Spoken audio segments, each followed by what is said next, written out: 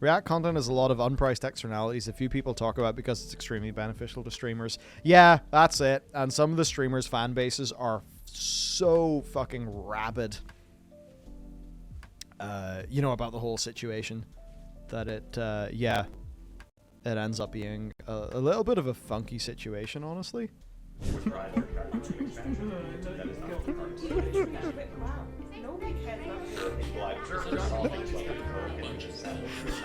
Oh. Even Chris added it. You're abusing me with music, dude.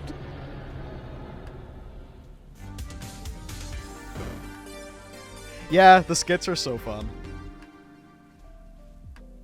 Ladies and gentlemen, after 12 months of not looking at World of Warcraft, we are back. And here is the reason why. They have promised to change. After 12 months of freedom, I'm back in jail. What happened? A lot of the reasons How did I get here? Others decided to leave. They have put big claims out there, at least Ian has and some of the other devs, about how we're not going to be roped into mandatory stuff. They're not going to resent the players' time. More volume. Can do. Let me get Mr. Elgato up. Hello, Elgato. And then I will turn off that music. Time, as I put it, and we should have a lot of things to look forward to, so it's worth taking a look. I had a wonderful conversation with Blizzard leading into this about rebuilding bridges, looking to get things back on track, and trying to repair that damage that happened over BFA and Shadowlands. So, let's jump into it. I've been playing this slice of the alpha, and alpha will be releasing in slices if you're not aware. They'll test things 1 week and then they'll get rid of that and test something else. So you should look forward to a video from us once a week until either we are fully engaged and enjoying it or not, in which case the videos... Ah, brilliant news. Good. Good. Definitely a voice that otherwise would have been missed as we go through this test process. Good shit. Yeah, well, we'll go to Breach's channel. We'll probably stop. So let's jump into this one. I'm going to start with our brand new race, the Drachthyr. The Drachthyr. So this slice of the alpha had the Drachthyr starting zone, and of course we've got both specs and their talent trees. DPS spec, Devastation, and our healer spec, Preservation. That is what we're going to be playing with, and I have to say, I'm going to start on a high... Okay, this is what I want to find out, because... Oh yeah, I'll turn off every in-game sounds. I like very much every man when it comes to WoW, but I want to see what the more experienced players have got to say about the new shit. I feel like that's where I can definitely learn. I know here, big time. Preservation Evoker. Yes. Yes. This is one of the most exciting new healers that I've played in a long time. This is right up there with the first time Mistweaver came into the game, with its very unique playstyle. Brought something new to the table. And what they're looking to bring here is kind of a similar style to a hybrid between Discipline and a straight up throughput healer in its own unique way. I'm going to be talking about 3 different talent setups that I tried throughout this alpha slice. I'm going to be talking about Preservation Green, Preservation Bronze, and Preservation Red. That is, of course, corresponding to the relevant dragonflies. Let's start with Bronze. This was my favorite. One of the big heavy hitter spells here that really defines the entire Preservation playstyle is Echo. And I love this spell so much. It's amazing. What does it do? Really simple, really. It's the cost of the new rune system that you have with the Drachthyr Evoker, and it duplicates the next healing spell you do. I guess that's actually a thing. Definitely the Essence stuff hasn't felt as fantastic to me on Devastation. I think, yeah. But I guess this is like kind of what Matt was saying earlier, like ages ago. Yeah, it almost certainly feels better on Preservation. So what you can do is completely wide open to you. You can put echoes on multiple people and then say, oh, we've got a damage over time aspect coming. And then you throw out a heal over time, and all those people that had echo also get that heal over time. You can proc it to get some free ones, to get lots and lots of them out. If your group's about to be hit heavy in the face like you would with a Disc Priest, where you set everything up with those radiances and you get ready for that big damage, what you can do with your Preservation Evoker is put out a number of echoes and then fire off your big single target healing spell, and it will duplicate to all those people and put out this massive amount of raw burst energy. And they use this echo in the Bronze tree because it's about time. Similarly is their big raid cooldown, Rewind. Now, how it's practically going to use is up in the air a little bit, but I can say one thing, it is really fun in dungeons because it rewinds time, which means you can pop it after the damage has happened. So many raid cooldowns are involving like getting the shields down, getting people prepared for that big incoming damage. Rewind is similar to revival, in fact that it boosts up just raw HP, but it actually is based on the amount of damage people took during that time window. It's about 5 to 7 seconds, and then it'll start rewinding time for those people. You can actually see the health bars go kaboom down to the floor, and then it's their health just tops back up, and it's super, super fun. My main focus tree, like I said, was bronze. Messing around with time, slowing down time, preventing things, looking forward to damage coming, and then rewinding the time back for them. There's actually a single target heal here called, I think it's called Renewing Blaze, where you can know you're about to take massive damage, and it will rewind time while you're taking it and heal you back up instead of damaging you. This is fantastic. There are so... Yeah, it's on the class tree and available for Devastation as well. It feels really good. Many occasions as a healer, especially in World of Warcraft, where your health has been plummeted to the floor, but you look around you and you see all these people who are struggling and need some help. But there's a self-sacrifice style of being a healer. I know not with everybody, but there is, where you're like, I need to heal the tank and the other DPS before I heal myself. By having this preemptive button that you can press before the damage, you actually get to heal yourself back up passively, because you activate the ability, while dealing with the rest of the party. And even through the simple, normal, and heroic dungeons we did, I found this absolutely incredible. The other talent setup I tried was green. Green is more throughput healing. Now they do use a mix of both spells. That is the nature of the talent tree, is you start at the top where you'll pick up a bit of both, then you deviate down towards the bottom. So when I went full green, much more throughput style, something you'd be very familiar with if you played Resto Druid or you've played Holy Priest, for example, where you've got more of a straight healing output style of play. This was also super fun. One thing I truly, truly enjoy, and remember this when we get to the Devastation Evoker, is the Dream Breath combos and Spirit Bloom combos, because they put out such massive amounts of healing, and they're channeled spells. You'll be aware of the new channeling system that's come into the game. Now, personally, not sure if I'm a fan of it yet. What I will say is in the options menu, you have the option to press the button to get it channeling, and then press again to release the channel. I found this so much more intuitive than actually physically holding the button. Exact same. Yeah, total exact same. And it plays really weird with the game's lag compensation. I also found that too. Where, I mean, you probably, actually, if I just go and do one now, and if I hold this, and I want to stop it after 2, I feel like I go an extra little bit. Now, some of this could just be playing on like an NA server, so I wonder.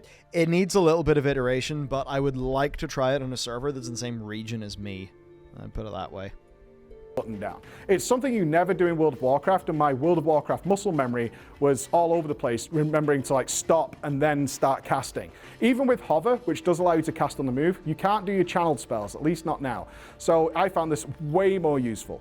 But the satisfying build-up of the boom, and then you unleash all this green justice across all your friends, really liked it. The third spec I played with, which again was fully complementary and totally enjoyed this, was what I would call the red preservation. So red is more DPS focus, which is your fire spells, right?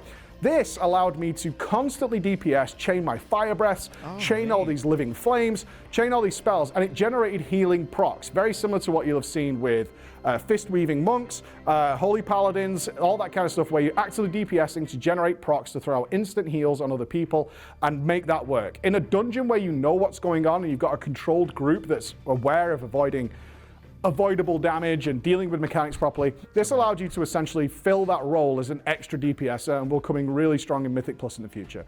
Overall, my favorite thing that I found about the Evoker was preservation. Love this thing, really cool. Let's talk about Devastation. Okay, so we both said the same thing at the same time. Right.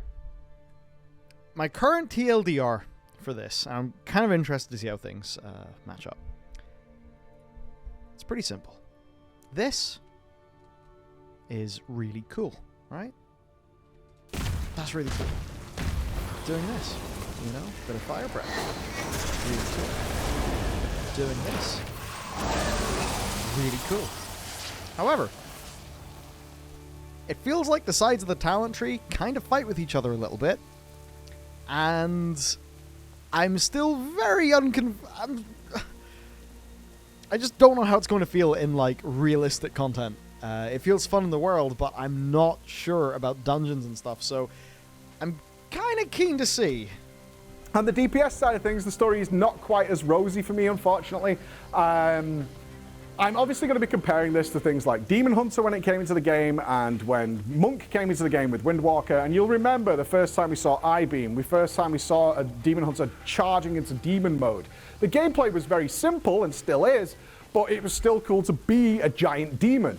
And similarly with the Monk, you were backflipping, you were spinning crane kicking, you were doing 1,000 fists at once, you were diving across the room and landing and doing all that kind of stuff. And the Devastation Evoker, I mean, it's fine. It's okay. That's what I would say about it. It's not terrible by any means. It's not even close to that. It's just not... It didn't blow my skirt up, guys. That's the only problem with it. I tried multiple specs with this, same as the Preservation Evoker. What I found was it's really lacking that major signature ability that you love pressing. The closest thing they have is Deep Breath. Deep Breath is very cool, and it's the one you'll have seen in the cutscene where you leap into the air and you sort of shatter the floor as you move across. It is cool, but it doesn't really fit into the playstyle. It's not really adjusted by anything. It's just this button that you have. And also, like, whenever you use the class talent tree, I think it's called, like, return or something, you basically hit the button again, you go back to your original location. It, like, that kind of, like, uses another GCD, and it just doesn't feel great. If you could return instantly as soon as the cast was complete, then that would feel better. But throwing the extra GCD in the mix definitely makes that feel less good. And I don't know, maybe there could be another way to integrate that into more of it. Because right now, like, the only real integration that you've got is, Tyranny, so that your Fire Breath and Eternity Surge reduce the CD of Deep Breath and Dragon Rage by 1 second per empower level. That's, like, the only real interactivity you've got. Very cool. It's just like the extra very cool button, and it's on a 2-minute cooldown, so you don't really press it a lot anyway. The rest of the stuff really comes down to red magic and blue magic. Now, if you've played a mage or a warlock for a while, or some experience in those, you're going to be able to pick up the Devastation Evoker pretty quickly. They're not complicated by any means, at least not now. You find that the blue mage is very, very similar to how arcane mages play and have played for a few years, and red is kind of like an okay fire mage before it had all its bells and whistles put on. That's how I felt about it. I also felt their spells, especially the red spells, the fire spells, were a little on the weak side. When I think about a dragon breathing fire that has a build-up to it, I'm obviously thinking about Smough or any of those kind of dragons where, you know, thunderous fire. Fire breath goes whoop, whoop, whoop, whoop. It's more like a fire cough. It can be adjusted. I'm not talking about the damage it does, and I never am in any of these videos because that'll change over the course of the design process. What I'm talking about is how it feels to press, and it feels like a fire cough more than anything, a fire sputter. And a lot of your rotation, if you're playing the red side of Devastation, really revolves around it. So I really like a bigger sound, a bit more of an impactful feel, especially as it's got that big build-up of the channel to unleash it, and certainly how thin that cone is. Regularly, if you don't know your tank is stopping, you are stood on the spot because you can't move, and you're doing this constantly, just trying to get all the mobs in this very thin cone. Like, a lot of your gameplay with that is these talents. So, Pyre and Living Flame extend the duration of Fire Breath damage over time component, and then Fire Breath reduces the cast time of Living Flame. So basically, you're you want to get your Ever-Burning Flame on, and then via Pyre and spreading your Living Flames, you want to just, like, maintain this on a decent number of targets. So you kind of, like, have this, like, little loop of doing all those things. And it's like, yeah, it feels grand. This class feels best whenever, like, you do a Gigapool in the world. And that way, especially with the timing, you know, let's just say I have, like, 20 mobs in front of me, right? And, you know, you go boom, you drop, you know, you blast a bunch of them, maybe then you drop a few pyres on them, and those bounce around, do a bunch of damage. They get close, so you do that. Then you do a Fire Breath to hit them, or maybe a massive Eternity Surge and just nukes people. So it's like, in that context, it's like super, super, super fun.